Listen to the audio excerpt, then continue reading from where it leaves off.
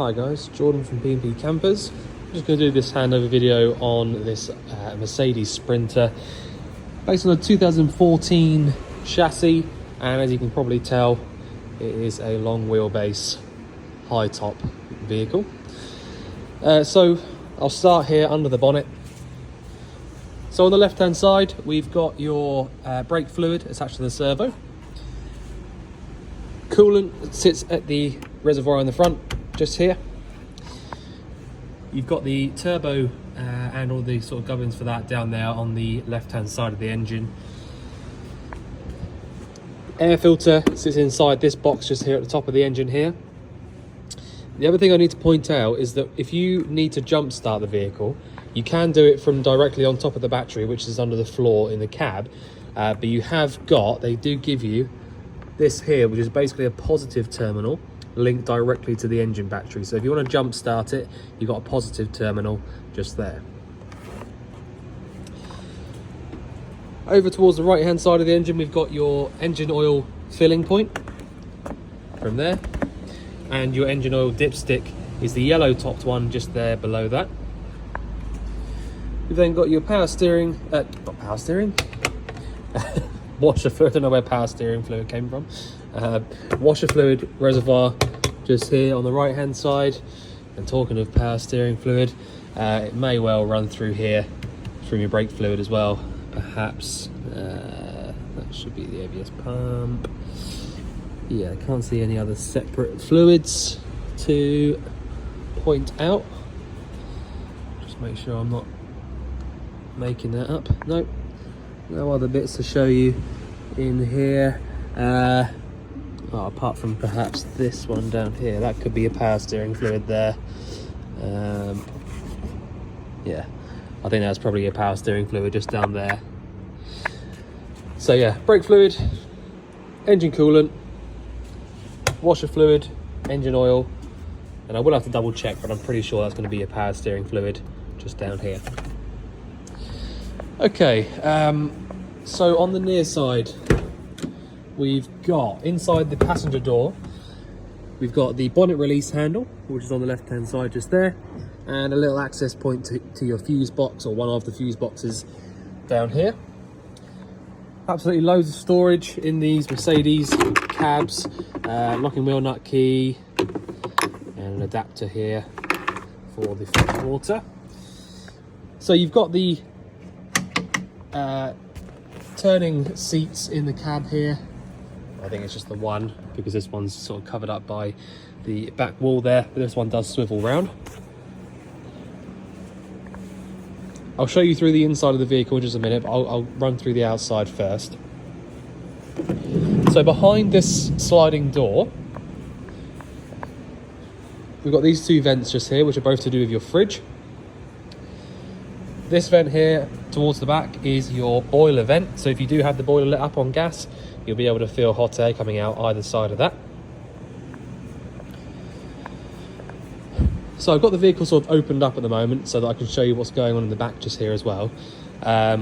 So the boiler itself sits down here underneath this little cover, which I've taken out, and you've got the boiler drain off point. Where is it? Ooh, being blind. There you go. So the little yellow tab down the bottom there, that is the boiler drain. So where it is at the moment laying down flat, that is in the closed position, so any water in the boiler will stay inside of it. If you lift it upright, it will drain all the water out from inside. And I'll run you through, I'll explain why you would do that when we get inside. Gas locker is down here as well. So you've got a little sort of, let me just show you properly, little twisting dial at the top. So to turn this bottle on, go anti-clockwise round to the left, turns it on. Clockwise all the way down to the right, turns it off. So that is a camping gas bottle in there, and it's all obviously in a metal cage locker, so it's sort of up to regulations and things. On the off side, we've got the freshwater filling point just here above the rear wheel. So that's how you fill up your freshwater tank. On that same point, we have got, if I get to the right place, So you've got your wastewater drain off hose just there, and if I have a proper look underneath, freshwater drain just there. You see the blue one there. So freshwater drain is just there, wastewater drain towards the front a little bit in the middle, if that makes any sense. Right, so the next cupboard here is going to be your toilet cassette. So this is a Thetford toilet cassette. You've got a freshwater flush on here, which is this blue pipe just here. Basically means you haven't got any separate flush fluid to worry about filling up. So to take the cassette out, lift up on the yellow tab just here, and you'll then be able to take the cassette all the way out. All you need to know from there is that you empty the cassette out from this yellow draining hole on the outside, and when you are draining it out, you need to hold down the little yellow button at the back. Blue fluid goes back inside the cassette, about a cap full, this being the cap, and then give it a little swoosh around and push it all the way back in like I've just done there. Hookup point next door to that, so having access to your hookup cable, having it plugged in makes a huge difference. Main reason being that you can use any 240 volt appliances that you might have, and it also means that the battery charger will be coming into play as well. So in the cab itself is a really nice high spec. So you've got the original Mercedes head unit up here, all of your heating controls and your hazard warning lights from there as well. This is the 6-speed manual gearbox. To get it into reverse, we lift up on the little tab just here, push over to the left and pull down. So that's how you select reverse on these Mercedes vans. You have got the cruise control stalk on this one here as well. Everything on these Mercedes cabs are on the left-hand stalk, so you'll find there isn't actually a right-hand stalk at all. So indicators are just normal push up and push down. Flash is also from there, and you can twist it to use your washers and wipers. Steering wheel controls, that's going to do bits and pieces on the center screen up here. And the only other thing I need to run you through really is that you've got your lights from there and a little switch down the bottom just here, which will turn on your reversing camera. So make sure that you turn that switch off when you're finished using the vehicle, otherwise it will drain your battery out. Right, so I turn around and go into the back end of the vehicle. So the main control panel for this particular vehicle is up here, next to this TV over here. So we've got 3 switches on the left hand side, and this last one here. The ones that I've got on now are basically going to turn on the power to all of your lights and allow you to use, pretty much everything in the whole vehicle. All right, that'll send power to everything. The only one sort of thing that isn't going to be powered up at the moment is this one here, which is the pump. So if I turn that on, green light comes up, and that then allows us to draw water through to the tap. All right. So the first thing you need to do is exactly what I've just done there. No more sort of difficult than that. Doing that and seeing that the water's coming through on the hot side of the tap means that the boiler is full. Once you know the boiler is full, you can use it. You don't have to worry about it overheating or anything. But you have to make sure that you check it's full first just by doing that. Once you've done that, go ahead and use it exactly as you want to. When you're finished using the pump, I always recommend just switching it off so that green light goes out, just in case the pump's running on and you don't hear it. They will end up burning themselves out if they're left on, for a long period of time. You've then also got a 12 volt socket on the right hand side and a couple of USB points there as well. You've got a little indicator there telling you the battery voltage inside the leisure battery. So we're on 12.1, and in fact I've had these lights on for about an hour or so now and it's not dropped at all. So really good battery, nothing wrong with that whatsoever. As you can probably tell, various lights around the whole vehicle. So we've got lights underneath the cupboards, lights above the head there. There are some in the back end of the vehicle as well. Yeah. Right, so if I just see if there's anything in these cupboards before I start running through the appliances. Okay, so staying up here, a couple of things. This little switch here doesn't actually do anything. All right, that's completely pointless basically. The thing to the right is your heating. This is your Eberspacher diesel heater. So these are so easy to use. So you've got a little fan switch just here. So a little blue light will come on, and that means that it's just basically pumping around cold air. All right, so that's not doing anything at all apart from pumping cool air. So I can turn that off again by pressing that button there. So that's fan only. If I want the heating to come on, I press the top right hand side button and then select my temperature by pressing and holding and letting go. So that's our temperature inside, and our target temperature is 23. So what will happen now is the diesel heater will start drawing diesel from the fuel tank, and you'll start to hear like a ticking noise. All right, fairly quiet, but you will start to hear a ticking noise outside. So that is basically the fuel pump, the diesel fuel pump for the diesel heater, dragging the water through. What is that with me today? Dragging the diesel through, ticking away, you know, fairly slowly, and just giving you sort of constant but you know, decent heat coming through. The vent for that is just down here, and we've just literally done a habitation check on this vehicle, and it's working really nicely. So that's all you have to do to get the heating to work. Press the top right hand button on and then select your temperature, and it will basically turn itself on and off as it needs to keep itself at your target temperature, which is set at 23 at the moment.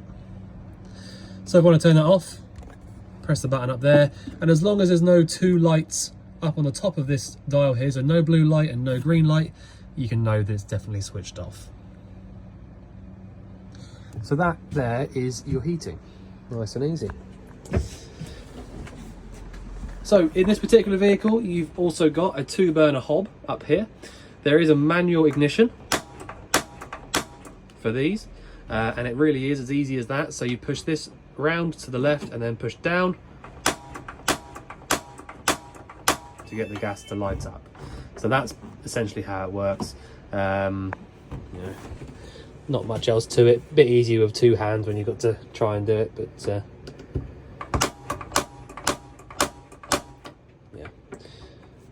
might have to move that igniter over a little bit.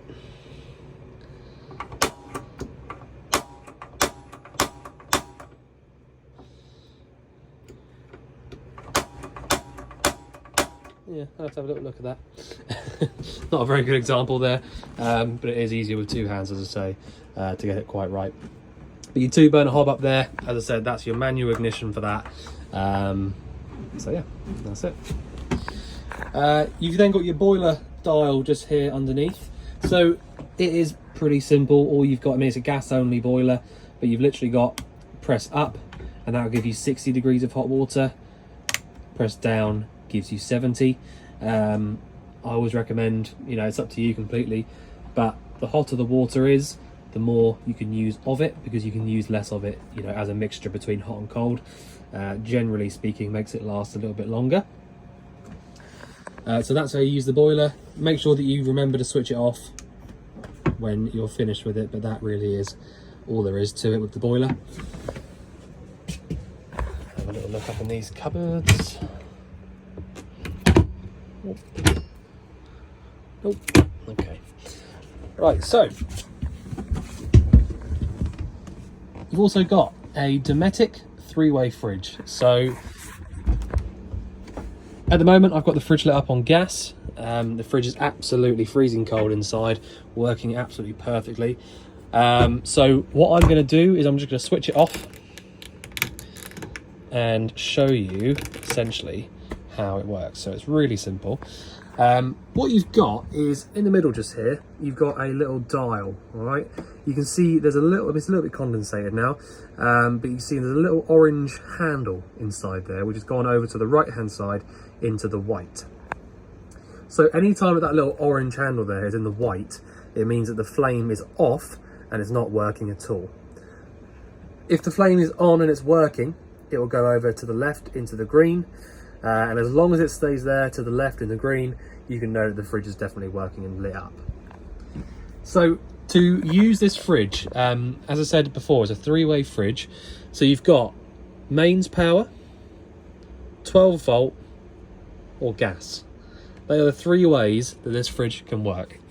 So the mains, or when you're hooked up on the mains, is as easy as it sounds. Twist it once to the right if you're hooked up on the mains, and the fridge will cool down.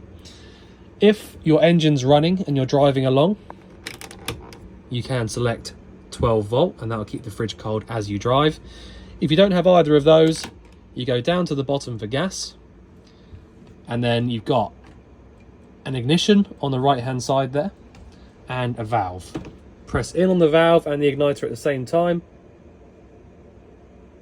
and again, easier with 2 hands, but there you go. You can see the little orange handle now going up into the green, and we'll just keep our hand on this valve here for a minute just to allow it to go right up into the green. Wait for it to stop moving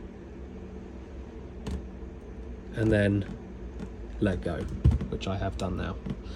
So now that I've let go of that and that's stayed up in the green, you can leave it as it is, and it will just basically stay on, it will stay lit, and it will get cold. So that is how you use it on the gas. So as I say, this little green dial here is purely for checking that it's working on gas. This won't go up or down when you use it on mains or 12 volt. It's essentially a mechanical gas flame indicator. All right, so hopefully that makes sense with the fridge. 3 different ways, and the reason, just so that you know, the reason that you the 12 volt is something that people can sometimes get a bit caught up with. If you start the engine up and drive off somewhere, switch it over to 12 volt when you're driving, and you haven't pre-cooled the fridge before you leave, you will normally find that the fridge won't have changed any sort of temperature at all. The 12 volt is really for when your engine's running and you're driving, but you just want to keep the temperature inside the fridge that you've already got. So really the idea is that you cool the fridge down either on the mains or the gas first before you leave, and then switch over to 12 volt as you drive, just so that the 12 volt's keeping the temperature for you whilst you're driving. So that is how you use those fridges. We've then got the gas grill and oven down here. Now this one I can't actually show you with one hand because the valve's over here, igniter's over here, but it's just as easy as the rest of it. You basically push in and round to the right for the grill, in and round to the left for the oven, and you've got your gas marks on there. Basically just do that whilst you're pressing in on the igniter on the left. Okay, I'm just going to pop these forwards a bit so I can get in here. So the bathroom, really nice lighting in here, nice and bright. The shower tap in here is a little bit strange. I've never actually seen one of these types of things before. Works really well, but you've basically got a pull-out shower head to use as either the sink or a shower. To actually use this, I was trying to just turn it and see if it would come on, but it wouldn't work. It's because you have to pull it out, and that is what allows the water to come out through the tap. You can then turn it left and right to get a bit better pressure basically, but I haven't got the pump on at the moment, which is why it's not coming through. But yeah, so that's how you use that. You pull it out and then twist left or right for your hot and cold. Only other bit I need to show you in here is going to be this Thetford toilet. So just in case you haven't used one of these before, the normal toilet itself is very straightforward. You've got a blue button on the right hand side. If I just turn the pump on actually, so I can show you that. We'll run for a second just whilst it repressurizes. So, blue button at the top pumps the flush fluid around the bowl, and then you've got a grey handle on the outside. So you pull that towards us, drains whatever's inside the bowl into the cassette, and then push it back, and that's it. That's how you use it. Very, very simple. Just turn that one off. Okay, so I will make sure this is working, by the way, before the handover in person. Obviously, this particular vehicle is a 6-berth, 6-belt model. So you've got the proper over-the-shoulder seat belts there, which is always really handy. The TV is, as I'm aware, sort of all working, operational. It's a 12-volt working TV, which you can use plugging into the power outlet up there. All of the appliances in here I've been really impressed with. You know, they're all proper Truma, Dometic, Eva Spatcher, rather than the cheap sort of like Chinese versions of everything. It's all, you know, top of the range stuff. So yeah, fingers crossed everything works out okay. Habitation check has been done. Anything that needed doing has been done. Not that it was a huge amount, but it has been done. And so, yeah, I think I've covered pretty much everything in the vehicle. But if there is anything else you think I've missed out or anything you want going over, let us know. But otherwise, we look forward to seeing you soon. Thanks very much.